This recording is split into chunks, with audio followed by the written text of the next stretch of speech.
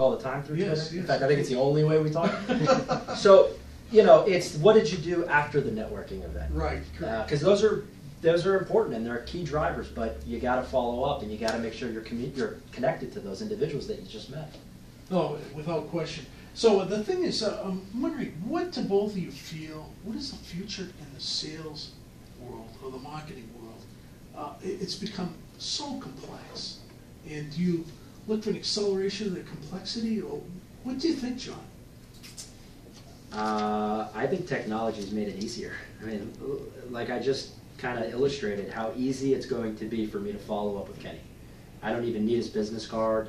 I don't need to know much about him, you know, from the initial conversation, and yet I'll probably be able to schedule another meeting with him if I wanted to very easily through the social networking tools that we have available to us. So as more and more of the population adopts all of these tools that are accessible to all of us, I think it actually is going to become easier. It's one of the things that we're preaching to our dealers. 96% of consumers are going online before they make a purchase. Correct, yes. 78% of them watch a video before making the next purchase of their vehicle. These are key components that we need to pay attention to, and we need to make sure we have a strategy built out for to drive that communication to the individual. You know, the car industry has always been a big industry, so it's a great one for us to be in, and we're obviously extremely passionate about it. It's what we know, we love, we breathe. But when you look at loyalty rights right now with the OEMs, it used to be your grandfather drove a Cadillac, you wanted to drive a Cadillac, your dad drove a Cadillac. You don't see that anymore. There's a huge selection set.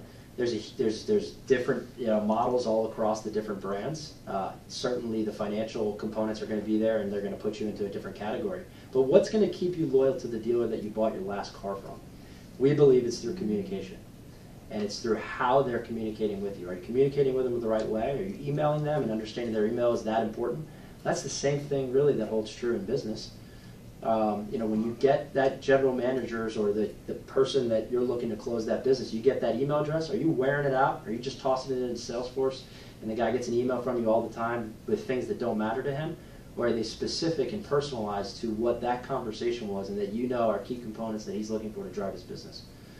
I think you have a valid point there. And one of the things that I preach when I talk is I talk about customer loyalty, also reaching out to your current customer base or existing customer base with regard to trying to nurture those relationships. And it's something that, I mean, particularly so many social media pundits out there, it's all about customer acquisition. It's not about nurturing the customer base they already have. And I think you're a strong proponent.